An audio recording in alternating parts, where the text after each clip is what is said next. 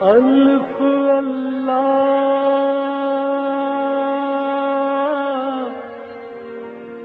چنبے دل بوٹی میرے من وچ مرشد لائی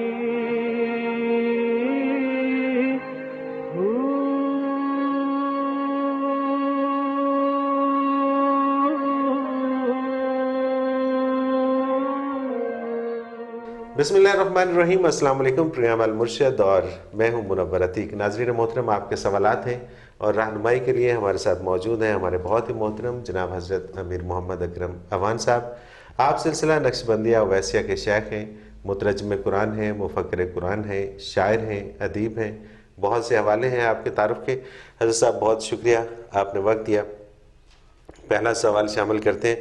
عصمت جمیل ہیں حافظ آباد سے، یہ کہتے ہیں کہ جی ہم اکثر یہ کہتے ہیں کہ اللہ ہمیں ہدایت عطا فرمائے، ہدایت کا اصل مفہوم کیا ہے؟ الحمدللہ رب العالمین والصلاة والسلام علی حبیبہ محمد وآلہ وصحبہ اجمعین۔ اعوذ باللہ من الشیطان الرجیم، بسم اللہ الرحمن الرحیم۔ ہدایت کا ترجمہ رہنمائی ہے۔ صحیح۔ what to do، how to do۔ صحیح۔ اور عرف عام میں اچھے کام کی رہنمائی کو ہدایت کہتے ہیں، صحیح۔ اور برائی کی رہنمائی کو گمراہی کہا جاتا ہے۔ بالکل صحیح۔ ہم جو کہتے ہیں اللہ ہمیں ہدایت دے تو اس کا مقصد یہ ہوتا ہے کہ ایک بندہ زہر کھا رہا اور دعا کر رہا ہو اللہ مجھے لمبی عمر دے، تو آپ کیا کہیں گے؟ ظاہر ہے اس کو ہوتا نہیں ہے کہ وہ غلط کر رہا ہے، جو نتیجہ ہے وہ عمل پہ آئے گا، کہنے پہ نہیں۔ بالکل ٹھیک۔ ہم جب کہتے ہیں اللہ ہمیں ہدایت دے، اور یہ وہ دعا ہے جو تلقین کی گئی ہے سورۃ فاتحہ میں بھی، صحیح، جو ہر نماز کی ہر رکعت میں پڑھی جاتی ہے، اہدنا الصراط المستقیم، بے شک۔ ہمیں سیدھے راستے ہدایت دے۔ تو اس کا مطلب یہ ہے کہ ہم اس کام کی کوشش بھی کریں اور پھر اللہ سے رہنمائی بھی مانگیں، توفیق بھی مانگیں۔ صحیح۔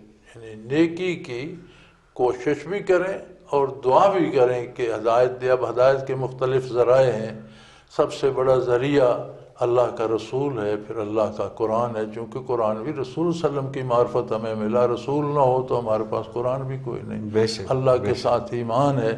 پھر قرآن نصاب حیات ہے، قرآن محض پڑھنے کی ثواب کی کتاب نہیں، یہ ایک پوری بکلٹ ہے پوری زندگی کی کہ کیسے بسر کرنی ہے، کیا کھانا ہے، کیا نہیں کھانا، کیا بولنا ہے، کیا نہیں بولنا، کیا کرنا ہے، کیا نہیں کرنا۔ تو اس نظر سے کوشش کی جائے اس پر عمل کرنے کی، اور ساتھ دعا کی جائے کہ اللہ مجھے ہمت دے، مجھے توفیق دے، اور جہاں جہاں خامی رہتی ہے پوری کر۔ یہ ہے ہدایت کا طلب کر۔ صحیح۔ اور اگر کوئی زندگی گناہ میں بسر کر رہا ہے، دعا کر رہا ہے ہدایت دے، تو اپنے آپ کو دھوکہ دے رہا ہے، جھوٹ بول رہا ہے۔ جس کام کی کوشش نہیں کرتا اس کی دعا کیا کرے گی؟ بالکل صحیح۔ یعنی دعا کا یہ ہے کہ جو ظاہری اسباب و وسائل ہیں وہ آپ جمع کریں، بالکل ٹھیک۔ اور ان سے جو نتیجہ مطلوب ہے وہ اللہ سے مانگیں۔ صحیح صحیح۔ تو کام آپ نیکی کی طرف بڑھیں اور ہدایت کی دعا کریں، بالکل صحیح۔ برائی کو چھوڑیں۔ اچھا حضرت جی، یہ جو کائنات چونکہ بہت بڑی ہے اور کائنات میں ظاہر ہے کہ طرح طرح کی مخلوق رہتی ہے، اللہ تعالیٰ کی بنائی ہوئی مخلوق ایسی ایسی، یہاں زمین کے اوپر بھی، سمندر میں بھی، تو یہ انسان کے اوپر ہی کیوں لاگو کیا گیا یہ سارا کچھ، اور جنت اور دوزخ صرف انسان کے لیے ہی ہے یا باقی مخلوق کا بھی اس میں کوئی؟ انسان ہی صرف اکیلی مخلوق ہے جو جنت میں رہے گی، دوزخ میں جنات بھی جائیں گے لیکن اتنی دیر جتنے ان کے جرائم ہیں۔ اچھا۔ جن کی نجات ہوگی انہیں ختم کر دیا جائے گا، اور جن کو سزا ہوگی وہ اپنی سزا پانے کے بعد ختم ہو جائیں گے۔ انسان کبھی ختم نہیں ہوگا کہ اس کی روح جو ہے وہ امر ربی سے ہے۔ صحیح۔ کل الروح من امر ربی، یہ عالم امر سے، عالم امر میں فنا نہیں ہے، امر صفت ہے ذات باری۔ اب اس صفت باری سے روح کیسے بنی؟ فرمایا وما اوتیتم من العلم الا قلیلا۔ اس فلسفے کو انسانی علم نہیں سمجھتا۔ بے شک، تمہارے لیے اتنا جان لینا کافی ہے کہ روح امر ربی سے۔ بالکل صحیح. اب اسے چونکہ دوام ہے اور اکیلی مخلوق ہے انسان جس کو یہ عالم امر کی روح سونپی اور اسے استعداد دی گئی کہ یہ اللہ کی ذات کو اپنی حیثیت کے مطابق پہچانے. ایک جاہل اپنی حیثیت کے مطابق پہچانتا ہے، پڑھا لکھا اپنی، ایک عالم اپنی، ایک بہت باعمل شخص عالم اپنی حیثیت، جتنے کسی کے پاس استعداد. صحیح. لیکن یہ ذات باری کو باقی ساری کائنات حاکم کے حکم پر عمل کرتی ہے، حاکم کی طرف نگاہ اٹھا کر دیکھنے کی کسی میں ہمت نہیں. بالکل صحیح. کائنات کا ذرا ذرا اس کے حکم کا پابند ہے.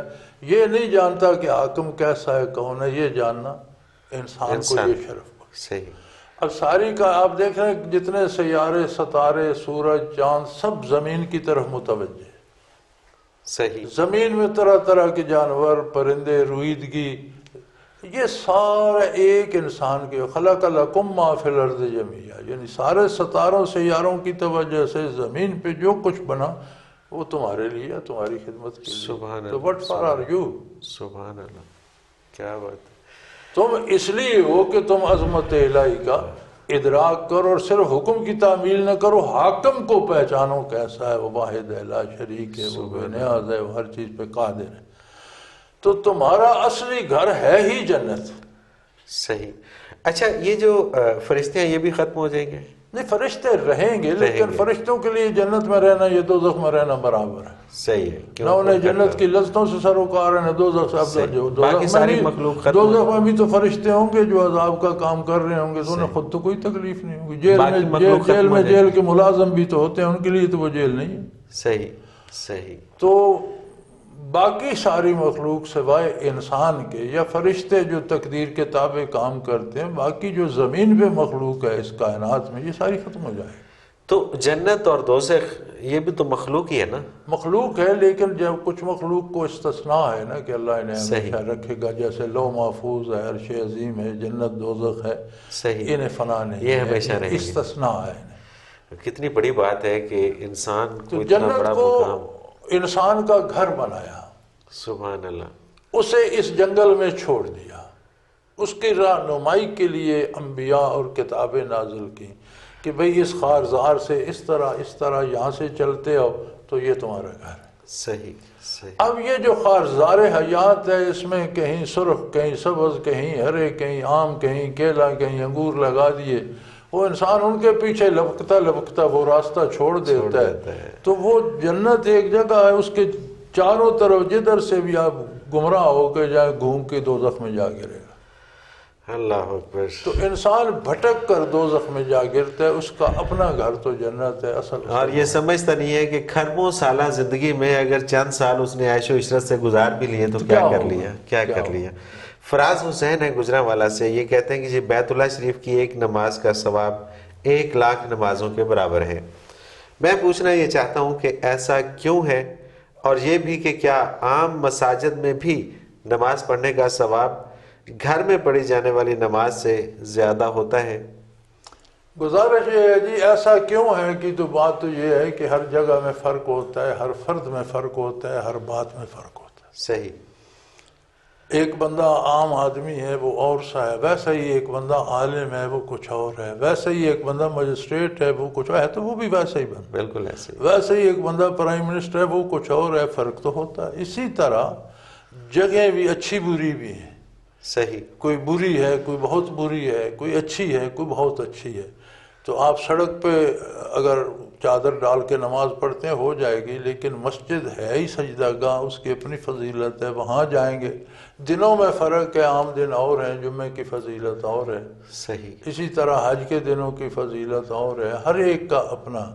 تو جگہ کی بھی فضیلت ہے. اب دنیا میں جتنے مقام ہیں ان سب میں تجلیات ذات باری کا معبد جو ہے وہ بیت اللہ ہے. صحیح. اللہ کی ذاتی تجلیات آتی، بے شک. تو اس کی برکات بہت زیادہ ہیں. بالکل صحیح. اسی طرح نبی کریم صلی اللہ علیہ وسلم کی مسجد نبوی میں اگر ایک نماز پڑھیں تو 50 لاکھ نمازوں کا ثواب ہے. اس کی اپنی عظمت. سبحان اللہ. اسی طرح تیسرے درجے پر بیت المقدس ہے. اسی طرح گھر میں نماز پڑھیں ادا ہو جائے گی، لیکن مسجد میں جا کر پڑھیں تو اس کا ثواب زیادہ ہے. صحیح. باجماعت پڑھیں تو اس کا ثواب زیادہ ہے. یہ تو ہو گئی جگہ کی بات. اب رہا دوسرا حصہ سوال کا کہ 1,00,000 نماز کا ثواب ہوگا تو 1,00,000 نماز ادا ہوگی؟ نہیں، نماز ایک ہی ادا ہوگی، اچھا ثواب 1,00,000 کا ہوگا، پڑھنی ساری وہ پڑھے گی۔ اچھا، اسی سے میں ایک اور سوال جوڑ لیتا ہوں، میرے پاس موجود ہے، عذرا خاتون ہے وانڈو۔ یہ کہتی ہیں کہ جی ہمارے قصبہ میں ایک خاتون نے اپنے بیان میں بتایا کہ چونکہ بیت اللہ شریف میں پڑھی جانے والی ایک نماز کا ثواب 1,00,000 نمازوں کے برابر ہے، اس لیے وہاں ادا کی جانے والی 5 نمازیں ساری قضائے عمری کے لیے کافی ہیں۔ نہیں یار، ساری قضائے عمری تو نہیں، ساری آئندہ زندگی کے لیے کافی ہونی چاہیے۔ جی ہاں، یعنی 5,00,000 نمازوں جتنی کس کی عمر ہوگی؟ کسی کی بھی عمر نہیں ہوگی، ظاہری بات ہے۔ 5,00,000 نمازوں کا 1,00,000 دن تو بنے گا، اب اس کے کتنے مہینے سال بنے؟ جی ہاں، تو ایسا نہیں ہے، صحیح، ایک نماز کا ثواب 1,00,000 جتنا ہے، لیکن نماز ایک ہی ادا ہو۔ صحیح صحیح، دوسری پڑھیں گے تو پھر یعنی 5 نمازوں کا 5,00,000 کا ثواب ہوگا، لیکن ادا 5 ہی ہوں گی، 5 اگلی ہی پھر ہوں گی۔ فرض ہوگی۔ اس لیے بیت اللہ میں روک ایک نماز پڑھ کے فارغ نہیں ہو جاتے، ہر وقت کی نماز الگ پڑھتے ہیں۔ صحیح صحیح، تو ادا ایک ہی ہوگی۔ قضاء عمری کا تصور غلط ہے، کبھی کسی عمل سے ساری عمر کی نمازیں قضا نہیں ہوتی، بلکہ آپ کو گننی چاہیے کہ میں نے 2 سال نہیں پڑھی، 3 سال نہیں پڑھی، اندازہ کریں، اور پھر ہر نماز کے ساتھ ایک نماز کے فرائض لوٹاتے جائیں تاکہ وہ نماز اعادہ پورا ہو جائے۔ صحیح، تو ہمارے گاؤں میں ایک بزرگ ہوتے تھے، میرے جوانی کے زمانے میں وہ فوت ہو گئے، تو انہیں میں دیکھتا تھا، میری بھی عادت تھی، نماز مسجد میں جا کر پڑھتا تھا، اور وہ تہجد کے لیے آتے تھے، نوافل پڑھتے تھے، پھر وہ لگے رہتے تھے، نماز پڑھی، بیٹھے رہے، پھر اشراق پڑھی، دوپہر کو گئے، گھر گئے، کھانا کھایا، باہر گئے، رفع حاجت کی، واپس آئے، وضو کیا، پھر آ کر نمازیں پڑھنا شروع کر دیں، پھر ظہر پڑھی، پھر عصر تک پڑھتے رہے، عصر کے وقت پھر باہر جاتے تھے، باہر سے پھر گھوم پھر کے مغرب پڑھی، پھر عشاء تک نوافل، عشاء کے بعد میں کہتا تھا بابا پتہ نہیں کتنے نفل پڑھتا ہے، میں برسوں اسے دیکھتا رہا۔ صحیح، ایک دن مجھے اس نے روکا مسجد میں، مجھے کہنے لگا مجھے ایک مسئلہ بتاتے جو، پوچھو۔ وہ کہنے لگا میں نفل نہیں پڑھتا، میں قضائیں پڑھتا رہتا، اور میں گن کر 84 برس کی قضائیں پڑھ چکا ہوں۔ صحیح، 5 نمازیں روزانہ کے حساب سے میں 84 برس کی نمازیں پوری کر چکا ہوں قضائیں۔ اب کیا کروں، مجھے تو اب نماز کے بغیر رہا نہیں جاتا۔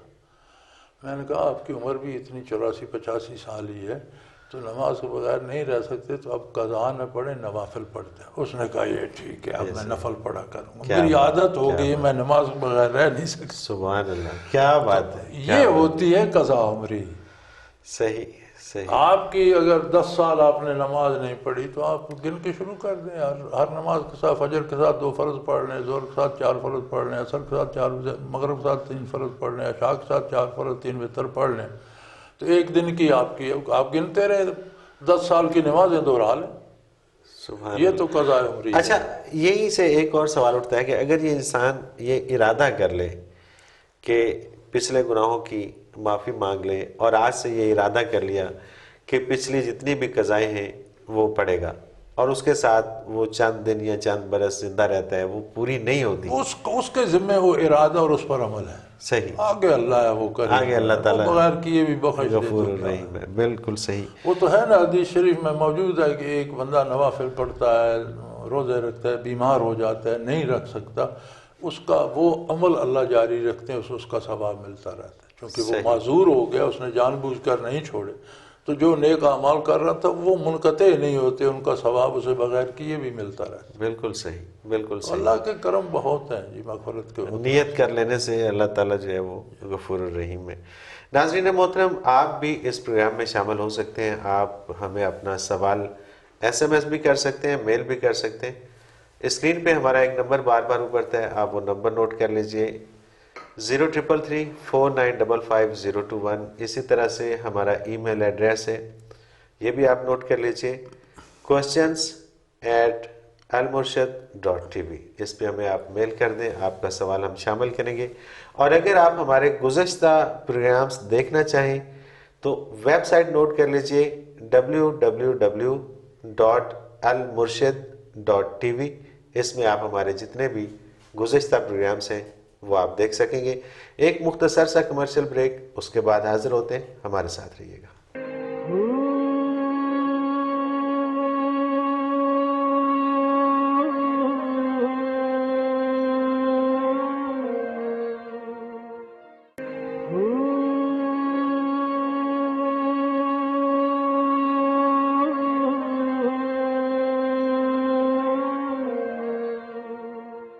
پروگرام میں ایک بار پھر خوش آمدید ناظرین، آپ کے سوالات ہیں اور رہنمائی کے لیے ہمارے ساتھ موجود ہیں ہمارے بہت ہی محترم جناب حضرت امیر محمد اکرم عوان صاحب۔ حضرت جی اگلا سوال شامل کرتے ہیں، حامد قریشی ہیں بہاول نگر سے۔ یہ کہتے ہیں آج کل ٹی وی کے ایک چینل پہ ایک جادو کرنے والے کا اشتہار آ رہا ہے کہ کسی سے رشتہ بنانا ہو یا کسی کو دنیا سے اٹھانا ہو تو اس سے رابطہ کیا جائے۔ میرا سوال یہ ہے کہ کیا جادو کے زور پر کسی کو جان سے بھی مارا جا سکتا ہے؟ ایسا مشکل ضرور ہے لیکن ناممکن نہیں۔ صحیح، ایسا ہو سکتا ہے، اور شرعاً وہ بندہ قاتل ہے اور اس کی وہی سزا ہے جو قاتل کی ہونی قاتل چاہیے۔ کی ہے۔ یہ بڑی عجیب بات ہے۔ طب میں بھی یہ ہے کہ اگر کوئی حکمت جانتا نہیں اور ایک دو نسخے جان کر حکیم بن بیٹھے لوگوں کو دھوکہ دیتا ہے، اس کی دوائی غلط دوائی سے کوئی مر جائے تو اس سے بھی قتل کا حساب لیا جائے گا۔ صحیح، یہ شرن بھی ایسے ہی ہے۔ شرعاً ہے کہ سبحان اللہ، طب پر پہلے عبور حاصل کرے، پھر غلطی سے کوئی مر جائے تو وہ غلطی ہے۔ صحیح، لیکن وہ طب جانتا ہی نہیں اور کسی کو نیلا تھوتھا کھلا دیا اور وہ مر گیا تو وہ قاتل ہے۔ قاتل ہے۔ ٹھیک، چلو دنیا میں بچ گیا، اللہ کے نزدیک اس کا حساب ہے۔ صحیح، جادو کی اصل یہ ہے کہ شیطان کفریہ کلمات تعلیم کرتا ہے۔ صحیح، وہ کلمات ایسے ہوتے ہیں بعض کے لوگوں کو معنی آتے ہی نہیں، اگر آتے بھی ہوں تو کفریہ ہوتے ہیں، پرانی قدیم زبانوں کے ہوتے ہیں۔ پھر وہ کوشش کرتا ہے کہ جس مقصد اس نے مثلاً پڑھا ہے کہ فلاں بندے کو بخار ہو جائے، چلو بخار نہ ہو تو اس کو سر درد تو ہو جائے، جتنی شیطان کی یا شیطانی جو مخلوق ہے ان سے جتنی ہو سکے وہ کوشش کرتے ہیں کہ یہ کیا جائے۔ صحیح، صحیح، قرآن کریم نے اس کا بڑا سادہ سا علاج بتا دیا ہے۔ آخری دونوں صورتیں جو ہیں موعظتین جنہیں کہتے ہیں، وہ پڑھ کر دم کرو، یہ ختم ہو جاتا ہے۔ تو نماز کے ساتھ اگر کوئی نماز پڑھتا ہے روزانہ دونوں آخری صورتیں بھی اپنا وظیفہ بنا لے تو جادو اثر نہیں کرتا، کیونکہ جادو کے اثر کرنے کے لیے دو بنیادی شرطیں ہیں۔ ایک یہ ہے کہ بندہ اس سے خوفزدہ ہو، صحیح، بالکل صحیح ہے۔ دوسرا یہ ہے کہ اس کی قوت متخیلہ کمزور ہو۔ موسیٰ علیہ السلام کے سامنے جب جادوگروں نے جادو کیا اور انہوں نے وہ میدان اژدہوں سے بھر دیا، کوئی رسے پھینکے اژدہا بن گئے، کوئی لاٹھیں، اللہ کے نہیں فرماتا نہیں وَاسْتَرْهَبُوهُمْ، انہوں نے پہلے لوگوں کو ڈرایا، صحیح، یہ سانپ بن جائیں گے، کھا جائیں گے، اژدہا کسی کو کھا گیا تو ہم ذمہ دار نہیں ہوں گے، اس لکیر سے پیچھے ہٹ جاؤ، آگے جس کا کپڑا بھی ہوگا اسے اژدہا کھا جائے گا، یہ اتنے بڑے بڑے سانپ بن جائیں۔ لوگوں پر پہلے خوف طاری ہو گیا۔ ہیبت طاری کی۔ صحیح، پھر یخیل الیہم انہا تسعی، ان کی قوت متخیلہ میں یہ بات آ گئی کہ یہ اژدہا بن گئے ہیں اور بات سبحان اللہ، حقیقتاً نہیں سبحان بنے۔ اللہ۔ یہ حضرت جی بڑی بنیادی بات ہے، اور اس بات یخیل کو الیہم، ان بالکل کی صحیح، قوت متخیلہ میں انہوں نے یہ بات بٹھا دی کہ یہ اژدہا بن گئے اور بھاگ رہے ہیں۔ وہ اژدہا نہیں تھے، رسیاں رسیاں تھیں، لاٹھیاں لاٹھیاں ہی تھیں۔ انہیں وہ نہ، چونکہ جو چیز ہم دیکھتے ہیں یہ سیدھی قوت متخیلہ کو جاتی ہے۔ بالکل صحیح، یہ شیشہ فوٹو لیتا ہے، وہ پھر دماغ کو بھیجتی ہے، وہاں بجلی کی لہریں چلتی ہیں اور وہ تصویر بنا کے ہمارے ذہن کو اور دل کو دیتا ہے کہ جی یہ تو کیمرہ ہے۔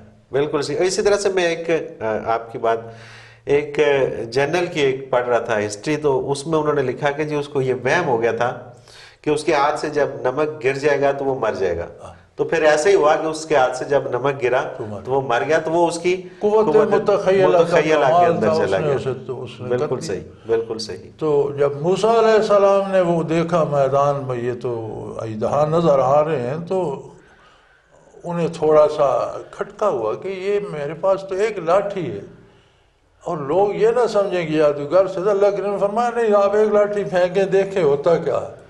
وہ اتنا بڑا اژدہا بنا کہ وہ سارے ان سانپوں کو چٹ کر گیا۔ صحیح، صحیح، بالکل صحیح، تو وہ جو موسیٰ علیہ السلام کا تھا وہ معجزہ تھا، وہ حقیقت تھی، سبحان اللہ، اس لیے وہ سارے اژدہا چٹ کر گیا، لیکن اسے کوئی ختم نہیں کہ جب انہوں نے پکڑا تو لاٹھی ویسی تھی۔ جادوگر اس لیے ایمان لے آئے کہ اگر یہ بھی جادوگر ہوتے تو ہمارے جادو کا توڑ کرتے اور لاٹھیاں اور رسیاں تو باقی رہتی، وہ تو لوگوں کو نظر آتی کہ نہیں سانپ نہیں ہے، لاٹھیاں ہیں۔ لاٹھیاں ہیں، بالکل صحیح بات۔ یہ اللہ کا نبی ہے کہ اس کی لاٹھی سبحان اللہ، ویسی کی ساریاں سبحان اللہ، لاٹھیاں کھا کر پھر اس کا حجم پھر نہیں ویسے پڑا کا ویسے ہی ہے۔ اور ہمارے سارے نابود ہو گئے، تو یہ اللہ کا نبی ہے، یہ حق پر ہے، تو سبحان جادوگر اللہ، ایمان لے آئے۔ سبحان اللہ۔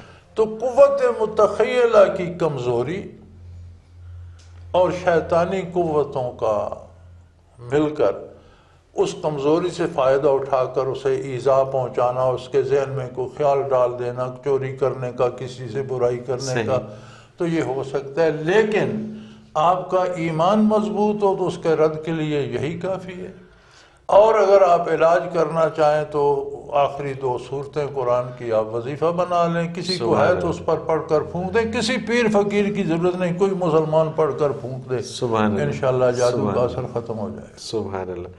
حضرت جی اگلا سوال محمود الحسن اسلام آباد سے، اللہ جل شانہ بھی علیم ہے، یعنی علم رکھتا ہے، بندے کو بھی علوم عطا کیے گئے ہیں، یہ علم کی کتنی قسمیں ہیں اور ان میں فرق کیا ہے؟ یہ بہت گہرا سوال ہے اور یہ میرے سے تو اونچا ہے، اہل علم سے تعلق رکھتا ہے، اس پہ بات کرنے کے لیے بھی جرت چاہیے۔ اللہ جل شانہ ویسا ہے جیسا اس کی شان ہے، صحیح، یکتا ہے، واحد لا شریک ہے، ہر چیز پہ قادر ہے اور ہر چیز کا ہر وقت علم رکھتا ہے۔ علم اس کی صفت ہے، یعنی یہ نہیں اس کی جس طرح ذات قدیم ہے اسی طرح اس کی صفات بھی، کوئی صفت ایسی نہیں کہ پہلے نہیں تھی پھر اللہ نے بنا کر ساتھ لگا لی، نہیں۔ جس طرح اس کی ذات ازلی و ابدی ہے اس کی صفات بھی ازلی و ابدی، جس طرح اس کی ذات میں کوئی شریک نہیں اس طرح اس کی صفات میں کوئی شریک نہیں۔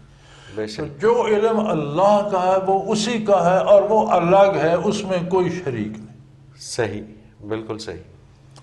اب آگے کائنات کے علوم اسے آپ الگ کر دیں، اس میں اللہ واحد ہے، لا شریک ہے، اس کے علم میں کوئی حصے دار، بات ختم ہوگی۔ اب آگے علوم کائنات کے بھی اور معرفت الہی کے بھی، اللہ کیسا ہے، اللہ کہاں ہے، اللہ کس بات پہ راضی ہے، ان کو علوم الہیات کہا جاتا ہے۔ صحیح، نارمیٹیو سائنسز۔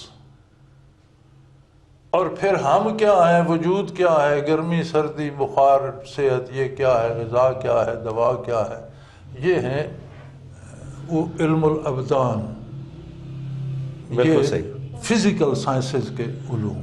صحیح، تو اللہ کے علوم تو الگ ہو گئے، پیچھے رہ گئے انسان کے علوم جو اللہ نے اسے دیے ہیں، وہ 2 طرح سے ہیں۔ نارمیٹیو سائنسز، جیسے حضور نے فرمایا العلم و العلمان، علم کے 2 حصے ہیں، علم الادیان و علم الابدان، بالکل صحیح، دین کا علم اور بدن کا علم، یعنی نارمیٹیو سائنسز، عقیدہ کیا ہے، ایمان کیا ہے، جائز کیا ہے، ناجائز کیا ہے، اچھا کیا ہے، برا کیا ہے، نارمیٹیو کوئی چیز نظر نہیں آتی، اصول بتائے جاتے ہیں کہ ایسا کرو، یہ نارمیٹیو سائنسز۔ بالکل صحیح، اس میں انسان اپنی حد تک کمال حاصل کر سکتا ہے، عالم علم کی حد تک، ولی ولایت کی حد تک، صحابی صحابیت کی حد تک، نبی کے علوم اپنی نبوت کی عظمت کے مطابق ہوتے ہیں، اور یہ سارے من جانب اللہ عطا کیے جاتے ہیں، بالکل اور صحیح، ان کی استعداد ان کی ارواح میں رکھی جاتی ہے اور انہیں اس راستے پہ چلایا جاتا ہے۔ صحیح، دوسرے علوم ہیں دنیا کے جو عام ہیں، ہر آدمی کے لیے جو بھی کوشش کرتا ہے پا لیتا ہے،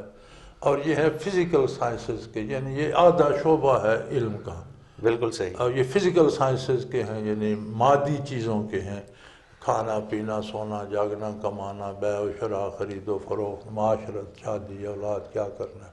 صحیح، تو یہ علم کے انسانی علوم کے 2 شعبے ہیں۔ بالکل صحیح، علم الہی کو الگ کر دیں، وہ غیر مخلوق ہے، انسان مخلوق ہے، انسان کو جو علوم عطا ہوتے ہیں وہ بھی مخلوق ہیں، کوئی غیر مخلوق صفت اس میں نہیں آتی۔ نہیں آتی، اور اب بدن کے علوم فزیکل سائنسز، روح کے علوم نارمیٹیو سائنسز، کیا بات ہے، زبردست، اگر وہ حاصل کریں گے تو وہ بھی اللہ کی عطا ہے، اللہ نے آپ کو عطا کیے، لیکن وہ انسان مخلوق ہے، اس کے بارے جو علوم ہے وہ اس کے پاس ساتھ مخلوق، اس کی صفتیں بھی مخلوق ہیں، بالکل صحیح، انسان کی ذات مخلوق ہے، اس کی صفات بھی مخلوق، اللہ خالق ہے، اس کی صفات بھی اس کی شان کے مطابق ہیں، وہ الگ شعبہ ہے، صحیح، اس میں کسی انسان کی شراکت نہیں۔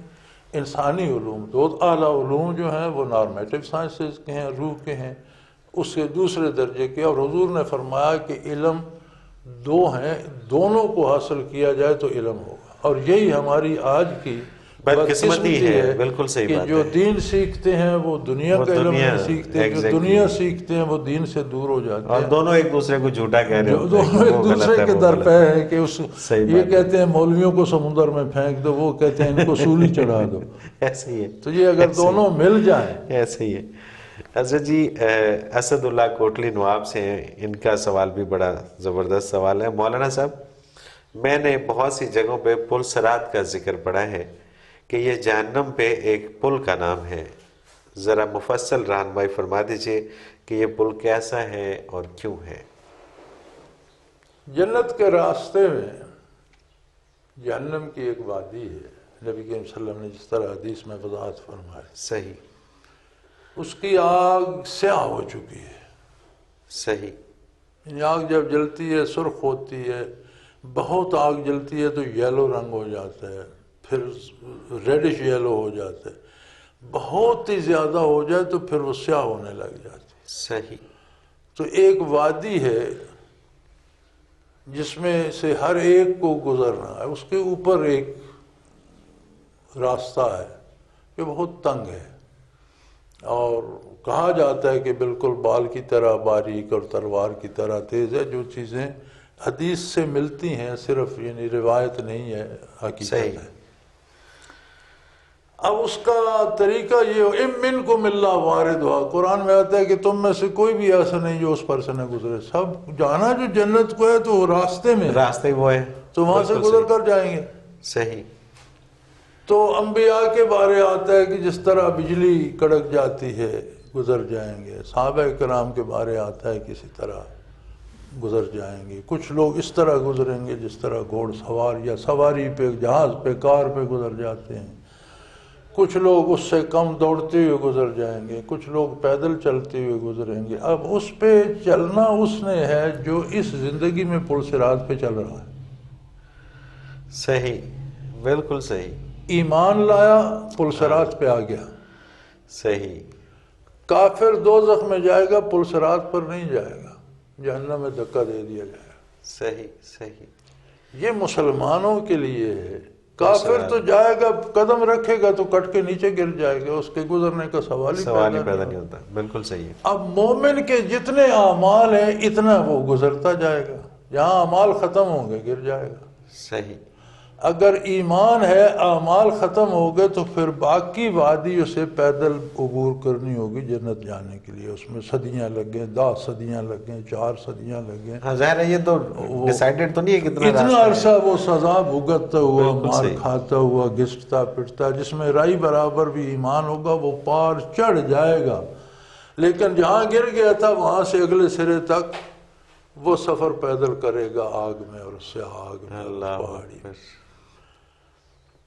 تو حدیث شریف میں آتا ہے کہ ایک شخص ہوگا جو پل صراط پہ آئے، سب سے آخر میں جو ہوگا وہ 2 قدم چلے گا، لڑکھڑائے گا، پھر سنبھل جائے گا، پھر چلے گا، پھر لڑکھڑائے گا، سنبھل جائے گا، پھر کہیں گرنے لگے گا، پکڑ لے گا، بیٹھ جائے گا، گرتا پڑتا آخر وہ پل صراط عبور کر جائے گا، اگلے کنارے پہ آگے اعمال ختم ہو جائے۔ اب کنارے پہ بیٹھا ہے، ادھر دیکھتا ہے دوزخ نظر آتی ہے، ادھر دیکھتا ہے جنت نظر آتی ہے، تو حضور فرماتے ہیں وہ دعا کرے گا کہ اے اللہ میں تجھ سے اور کچھ نہیں مانگتا، تو مجھ پر مہربانی فرما، اس دوزخ سے مجھے دور کر دے، جنت کے قریب کر دے، تو اس مصیبت اسے میں دیکھ دیکھ کر گھبرا رہا ہوں۔ تو ارشاد ہوگا کہ انسان کی عادت ہے، وہ کہتا کچھ ہے کرتا کچھ ہے، تم پھر مانگو گے، لیکن خیر میں تمہاری تمنا پوری کرتا ہوں، اسے دور کر دیا جائے۔ کچھ عرصہ رہے گا، پھر اس سے خیال آئے گا یا اللہ مہربانی کر، میں جنت کی 4 دیواری بھی دیکھ رہا ہوں، بڑے بڑے خوبصورت درخت اور پھل دیکھ رہا ہوں، مجھے 4 دیواری کے قریب کر دے کسی درخت کے سائے میں پھر کچھ نہیں مانگتا، چلو میں وہاں باہر بیٹھا رہوں گا۔ حضور فرماتے ہیں ارشاد ہوگا تو مانگنے سے تو باز نہیں آئے گا، انسان اسی طرح کہتا کچھ ہے کرتا کچھ ہے. بہرحال میں تیری یہ دعا بھی سنتا ہوں. پھر کچھ عرصہ وہاں گزرے تو کہے یا اللہ اتنی وسیع جنت اور اتنی ایک درخت تو مجھے دے دے میں اس میں گزر کر لوں. تو حضور فرماتے اس کی یہ دعا بھی پوری ہوگی اور اس درخت کے ساتھ اسے جو رہائش ملے گی اس میں 70,000 محل ہوں گے. اللہ اکبر. اس شخص کے لیے اس شخص کے لیے جو اس طرح گرتے پڑتے پہنچتا. اور عربی میں 70 کا لفظ کثرت کی جیسے ہم کہتے ہیں ہزاروں ہیں. بالکل صحیح. حتمی تعداد نہیں ہوتی کثرت کے لیے استعمال ہوتی ہے. تو 70,000 سے مراد ہے کہ لاکھوں شاید محلات اس ایک شخص کے لیے ہوں جو اس طرح پہنچا. جو کامیابی سے پہنچے گی ان کو اللہ کیا کیا دے گا وہ اللہ جانے. اللہ اکبر. حضرت جی اللہ تو تعالیٰ سب کو یہ وہاں لے ہمارے جائے. سامنے ہے پل صراط. صحیح. آج ہم اس سے گزر رہے ہیں. اگر ہم نیکی کرتے ہیں تو قدم جما کر اور سیدھا رکھتے ہیں. جہاں برائی کرتے ہیں وہاں ہم اپنے آپ کو دھکے دے رہے ہیں گر نہ جائیں. اور اللہ تعالیٰ سب کو ثابت قدم اور سب کو سلامت قائم رکھے. حضرت جی اس کے ساتھ ہی پروگرام کا وقت اپنے اختتام کو پہنچا. ناظرین محترم آپ بھی اگر اس پروگرام میں شامل ہونا چاہیں ہمیں اپنا کوئی سوال بھیجنا چاہیں تو اسکرین پہ ہمارا نمبر بار بار ابھرتا ہے نوٹ فرما لیجئے 0333 4955 اور اسی طرح سے ہمیں آپ میل کر سکتے ہیں questions@almurshid.tv. اس پہ ہمیں آپ اپنا کوئی بھی سوال ہو میل کر دیجئے. اس پروگرام میں شامل کریں گے.